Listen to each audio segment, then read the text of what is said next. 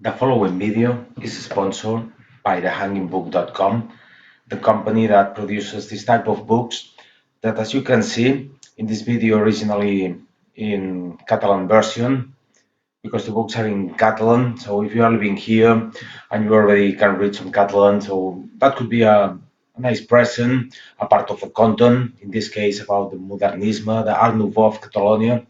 But basically, the novelty of this type of book is that it's being served in a case frame.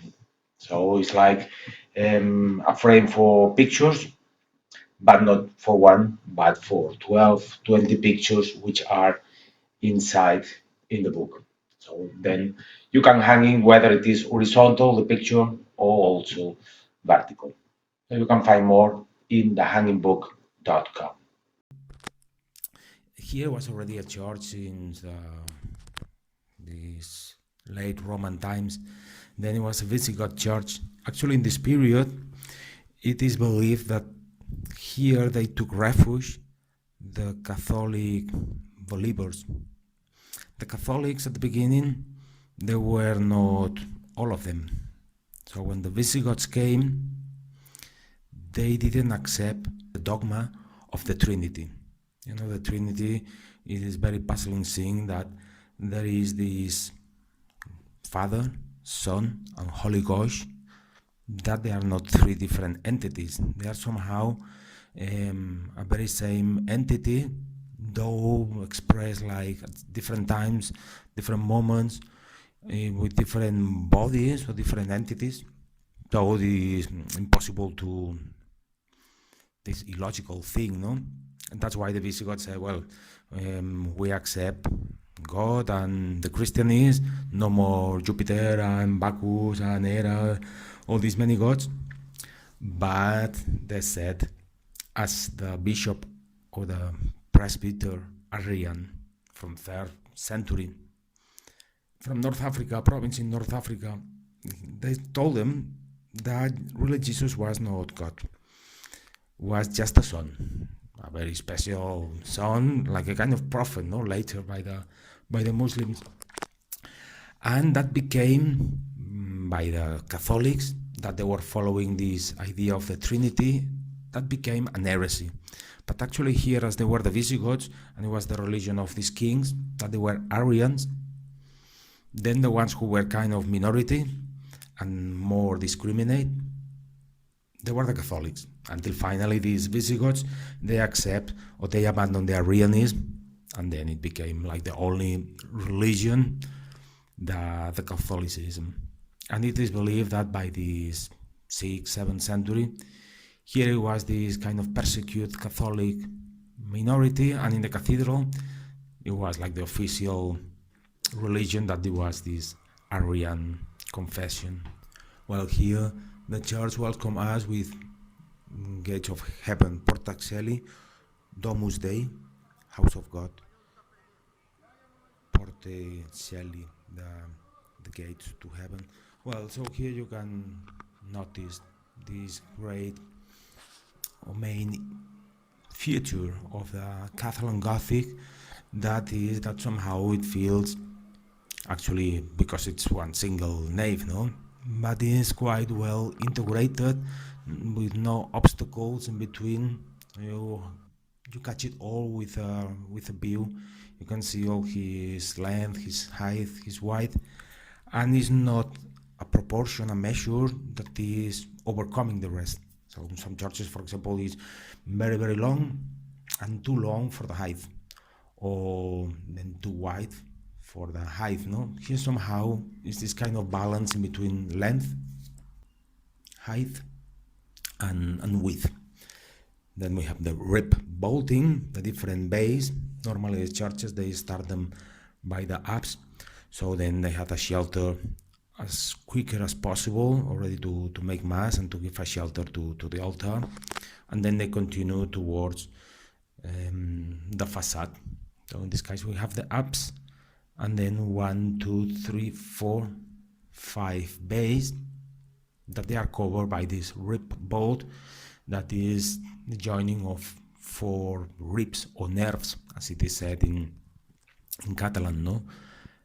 La Nervatura, close by the keystone that still has some polychromy, and that was the easiest option. Sometimes when they consider it was too wide or had to carry too much weight, they helped themselves, like in many churches in France, with another nerve that was going in between the other nerves.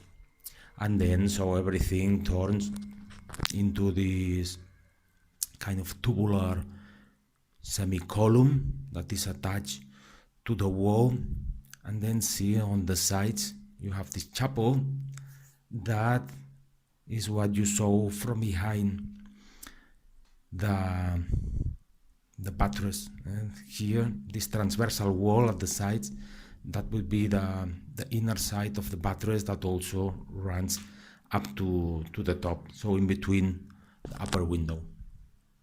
So thanks to this very massive and sound kind of closeness of the church from outside, especially from the lower part, then the architects could open it more from the inside. This church, like many churches from Barcelona, they also have quite an interesting heritage on the floor. There is a series of tombstones, sometimes of an important presbyter or even from some nobility, that they were buried on the chapels that sometimes they own privately. But then it was the burial place for craftsmen.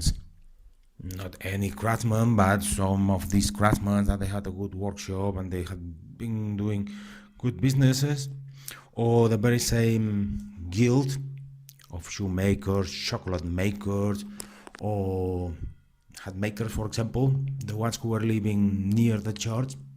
They have the privilege, as long as they were paying regularly, to bury their people, or sometimes some of these members to bury themselves. And then it's quite curious and interesting, once you have seen the quality of the space and the chapels, and to dedicate some time also to see, oh look here, a scissor or a kind of flame with a hammer, so the smiths. And actually there are many of these signs and tombs, another of the heritage that Barcelona has. Well, the church has these new Gothic chapels. There are elements from different periods, like a stone from the Visigoth time and a sculpture of St. Paul from 16th century. But a lot of stuff was reworked and done in this early New Gothic, when it was not that popular and overwhelming all over in Europe. Like, for example, by 1890, when they were working with the facade of the cathedral, here there are these very early New Gothic chapels with this polychromate wood. Here are quite naive, no? And nowadays look to us funny, but in the times probably a lot of people, especially the children, they were absolutely terrified looking at this depiction of the people suffering in hell. You can see these little doors at the side, that's to enter and go behind, and then to prepare for these kind of little masses. Here you can see this ceramic soil that is a so-called hydraulic pavement. It's not really paint. They prepare it with a mix of sand, and then on the top layer of this very fine sand, when it's kind of wet, they add the wet painting with a template, and that it was this already kind of industrial product of construction that indicates us that all these chapels, they were quite reformed in the early 19th century and along the 19th century. Though in some cases also we have, as we were commenting, remains from different periods. Here the St. Paul, always with his sword from his beheading, and the book from the Epistles. Look again this spacious quality, type of room they achieved, not kind of corridor, but more open like a saloon.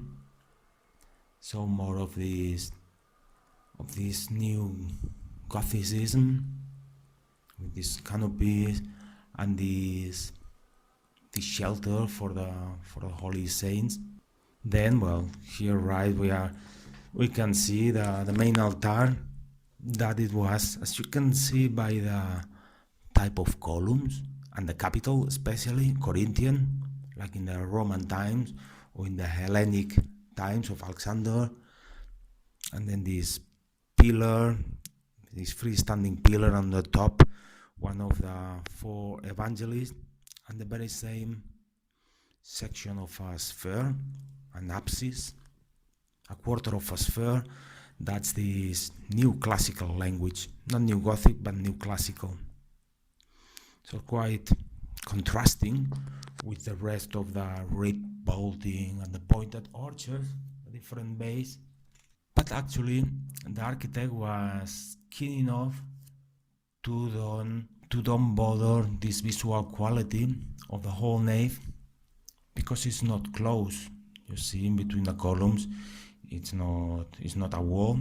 So the regard continues, but at the same time, it gives a kind of girola.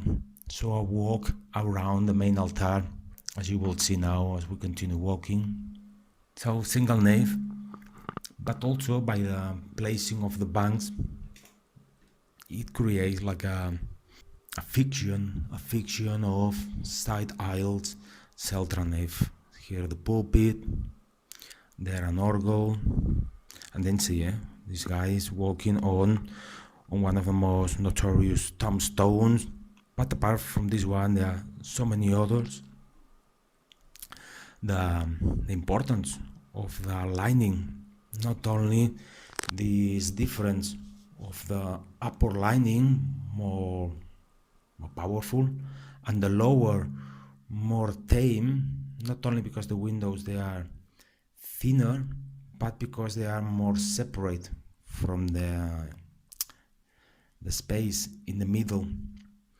So the air above is more bright and the air beneath is more dark.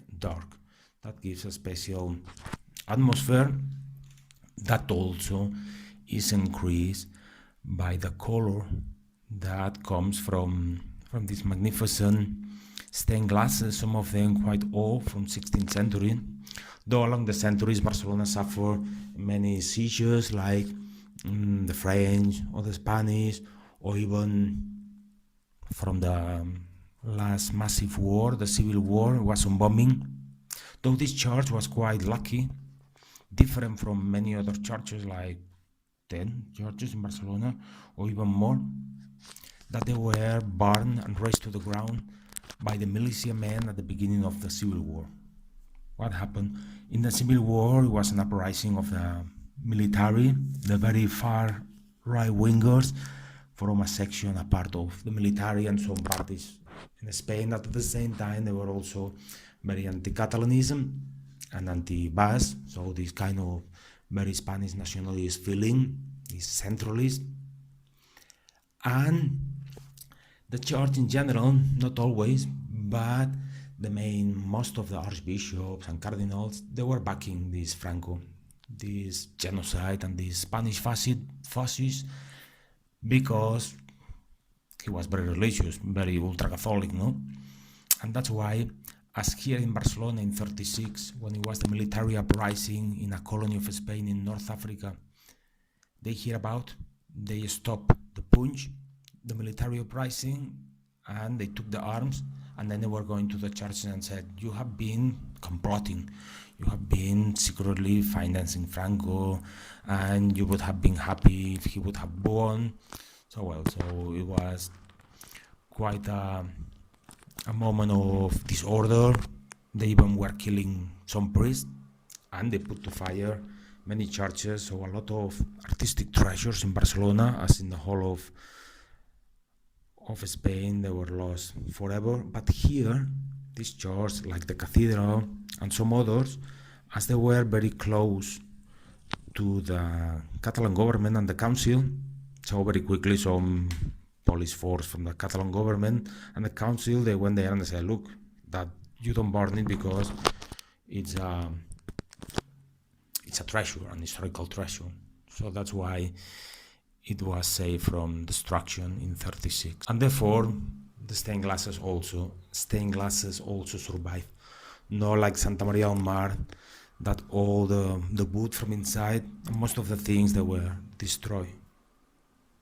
So the main altarpiece, neoclassic. See at the feet of these standing men that they are evangelists, always they have a lion left or the head of an ox right. So Lucas and Mark, that is the so-called Tetramorphos. Then, well, at the same time it's kind of baroque because you have these angels in these positions and they would be flying. It's a kind of mix of more serious static new classic or new Corinthian with the figures. They have an attitude much more baroque. Aura Testamentum or Arca Testamentum, the Ark of the Alliance. So remember when they were in this kind of exodus from China, they were carrying these nomad people that had been enslaved in Egypt. They were carrying this arch on the walls, still some of these wall painting, this kind of fresco. Then also there are hanging some paintings, though in this case you can see through the pass of the centuries it's quite damaged. It needs a restoration to see all his brightness again, though some of these paintings are also, it was in fashion the claroscuro, the shade and light, that it was developed or invented somehow by Caravaggio. Though it's also true by many smoke of the candles and many years have passed, it turns even more dark, and then at the end you can see nothing.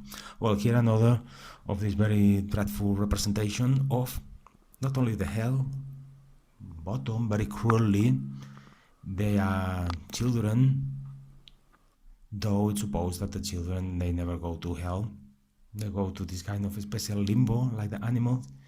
And the ones above, notice they are not flames, so probably they are the ones that they are in not such an awful place, though also not very comfortable as in the paradise, as the purgatorium. And there was a way to say, look, if you think that some of your relatives and friends might be in purgatorium, then you have the chance to give alms, and then we will sing for him, for his soul, and so he will be promoted up to heaven.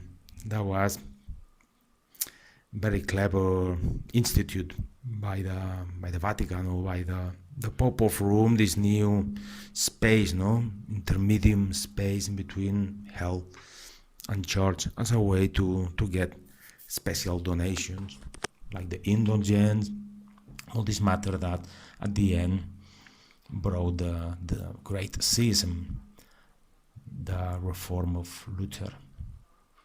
Well, here we have a great altarpiece of the first Renaissance. Already these figures more psychologically characterized and differentiate with the body, with more volume.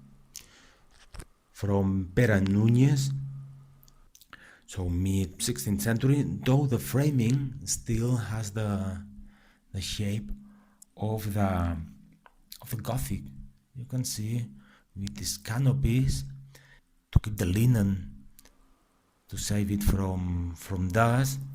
But look, this emulation in wood, like it is imitation in wood of the typical Gothic pillars. On the bottom of this great altarpiece we have a representation of the so-called Sant Sepulchre, the Holy Sepulchre of Jesus Christ, in a very pathetic representation of this very human suffering God or Son of God.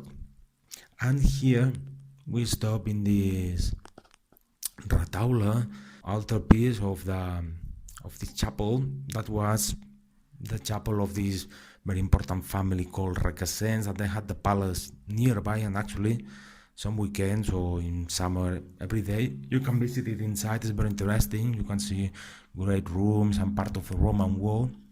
But the thing is that here, a part of this Renaissance altarpiece that with a coin you can alight it to see it better. There were three privileges. There were three privileges. These kind of things that only here could be done. And which were these privileges? They were the following.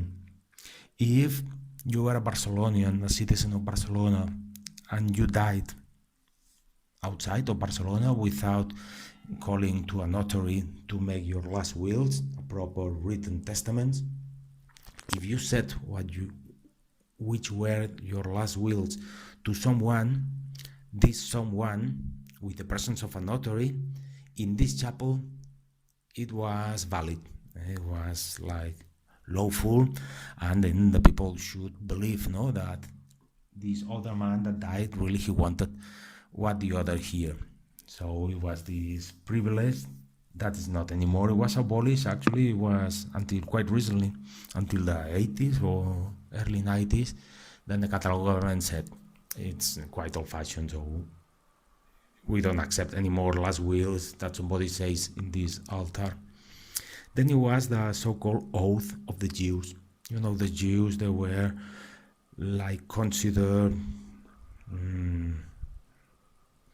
that they had to have less rights, as they were not Christians, and always they were under suspicions. They were treated many times apart with violence and pogroms like second-class citizens.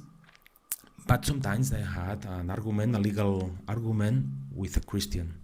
So if a Jew had an argument with a Christian, then they obliged the Jew to kneel here in front of this holy sepulchre and to swear that he was saying the truth, that he was not a liar. And then, so the Christian was satisfied and said, well, he's not lying. And then finally, when there were two nights or two of these very violent nights of the times, these chevaliers that they were dueling themselves, they convoked themselves into a duel or kind of justing. Then they also both had to swear here in this chapel that they won't do any tricks, like for example putting a bit of a diamond at the end of a sword. Suppose that if you make this, you were like with advantage to your contrary. Well, here this little door to go behind and to prepare everything. The priest that can prepare everything, they had kind of little sacristy. Look the quality of the wood carving. And all these chapels, they are closed by great fences, wrought iron fences, so the quality of not only the masonry of the times, but also the smith working of the time. Here beneath, they have discovered some of these remains of late Roman, Visigoth times. Look again, this unity of space. And this main altarpiece offer you the possibility to walk up, as we are doing now, for even a more enjoyable view of this great nave space. You can see the upper part also protected with this canopy and this rich tracery, and then everything covered